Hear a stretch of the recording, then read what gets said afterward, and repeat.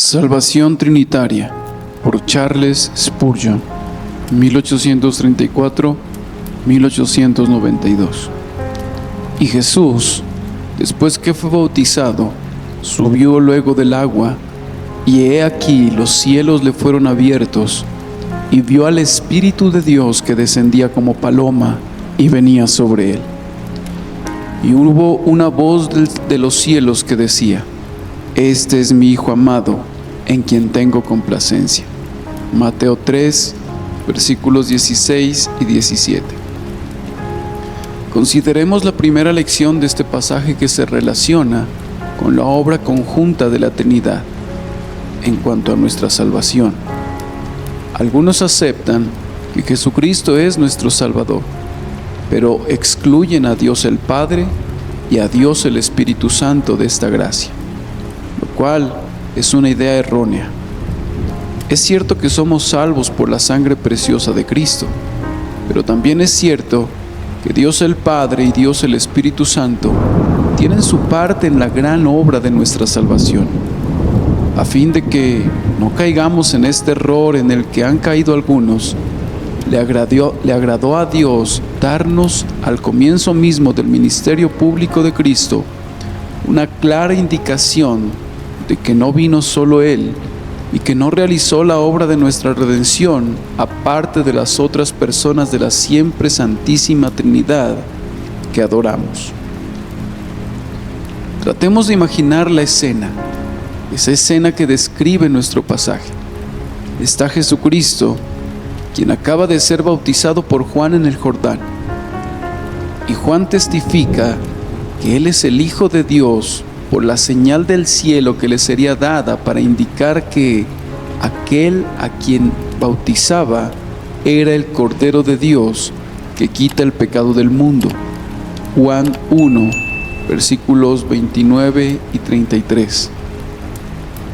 Al subir Jesús del agua, el Espíritu de Dios desciende sobre él en una forma visible, en la de una paloma, y permaneció sobre él. Juan 1, versículo 32. Como si desde ese momento en adelante el Espíritu fuera a ser su constante compañero, y ciertamente lo fue. A la misma vez que descendió como paloma y se posó sobre Cristo, se oyó una voz del cielo que decía: Este es mi Hijo amado, en quien tengo complacencia. Era la voz de Dios el Padre, que no se reveló de una forma corporal, sino por medio de aquellas palabras maravillosas que oídos mortales jamás habían escuchado.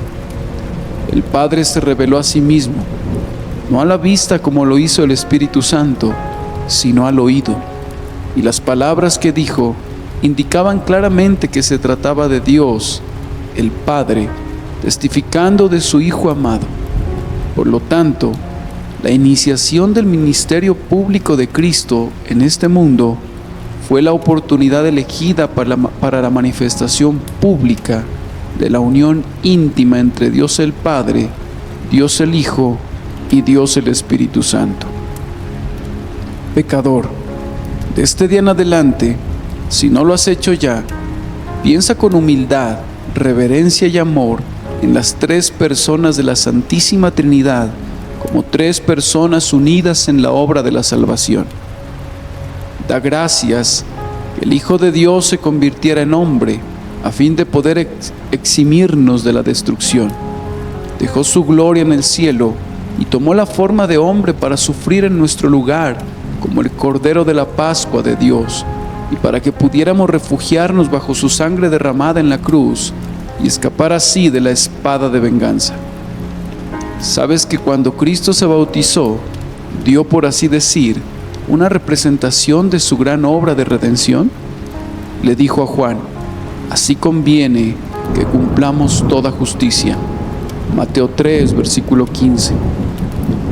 Por lo cual entiendo que no solo cumplió toda justicia al ser bautizado, sino que su bautismo era una figura o un emblema del cumplimiento de toda justicia. ¿Qué sucedió con Cristo cuando fue bautizado? Primero, fue considerado como alguien que estaba muerto y por lo tanto sepultado bajo las aguas del Jordán. Fue así que exteriorizó un símbolo muy significativo del hecho de que había venido al mundo para ser obediente hasta la muerte y muerte de cruz. Filipenses 2, versículo 8.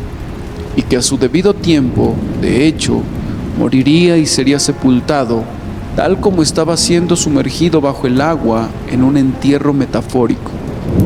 Pero el bautismo no consiste solo en ser sumergido en el agua, tiene que ser levantado del agua.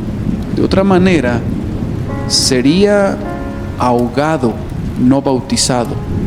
Es así que el Salvador, cuando fue levantado del agua, anunció su propia resurrección.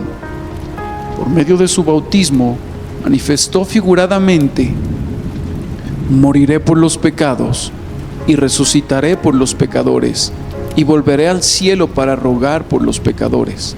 Mi muerte cubrirá sus ofensas, y mi resurrección completará su justificación. Ven, tú que ansías salvación, y con fe pon tus ojos en el Salvador muriendo en la cruz del Calvario. Míralo por fe.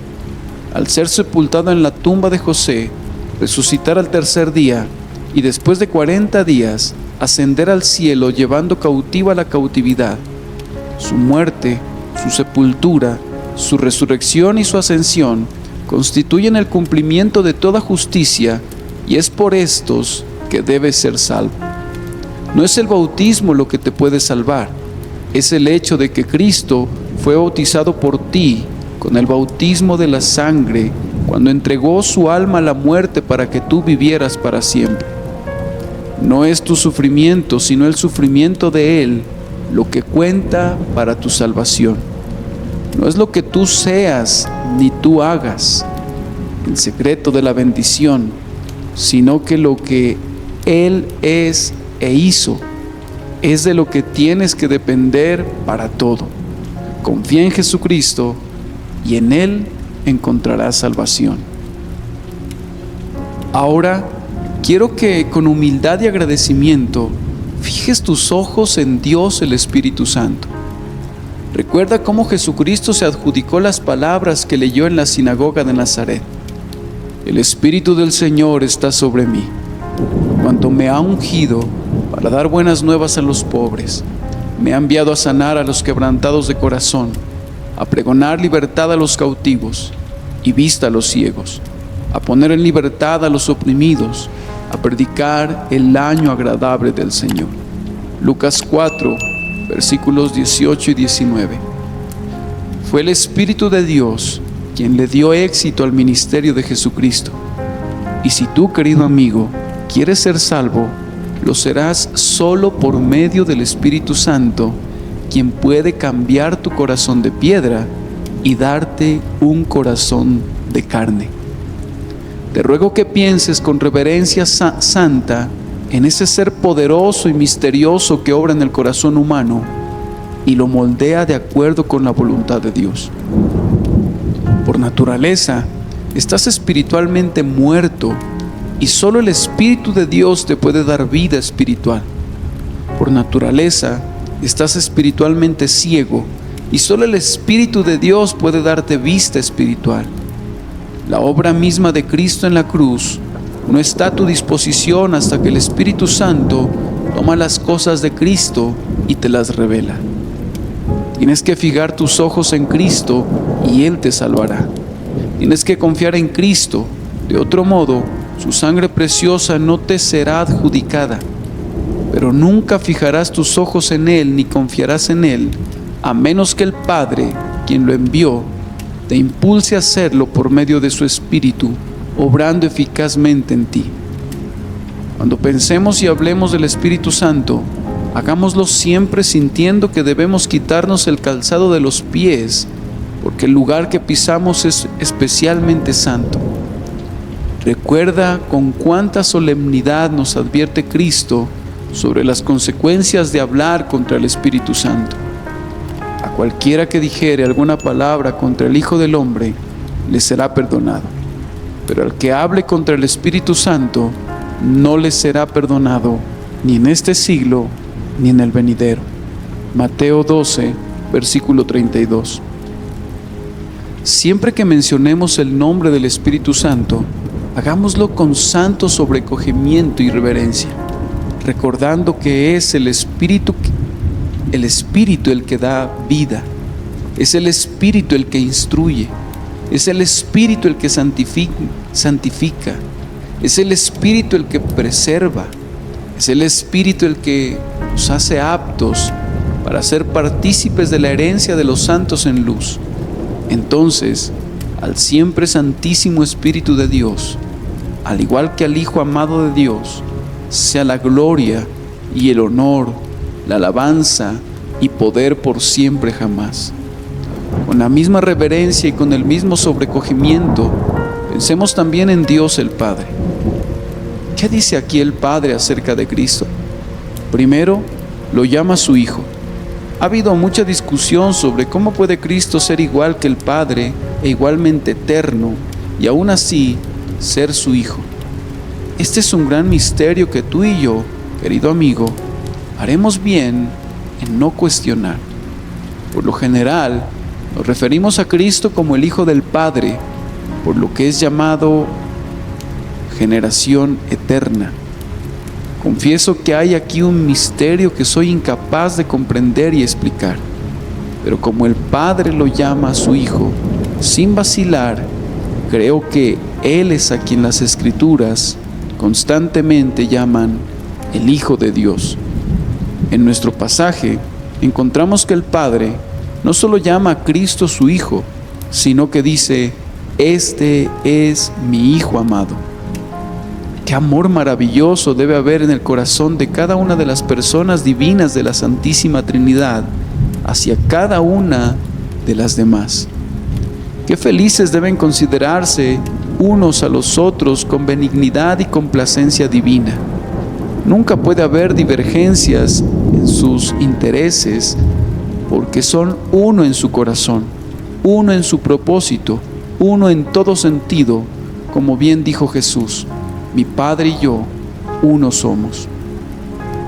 Presta atención, pecador.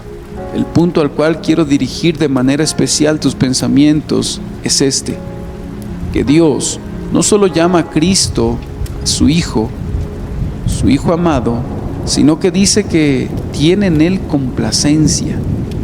Y esto te concierne a ti, en que si estás unido a Cristo, tanto como para ser uno con Él, también Dios estará complacido contigo por tu relación con su Hijo amado.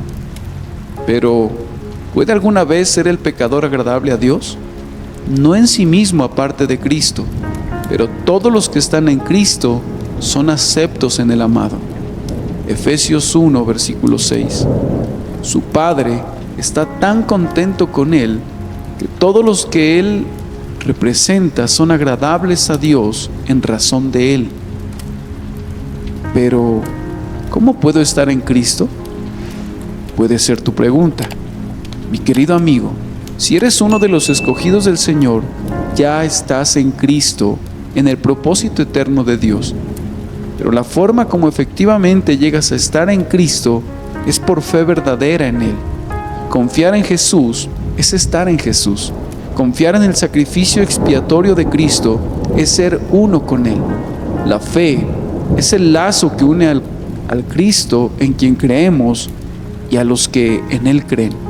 Si realmente confías en Cristo, Dios te considera parte del cuerpo místico de su Hijo y está muy complacido contigo en razón de la fe que depositaste en Él y por el bien de Cristo.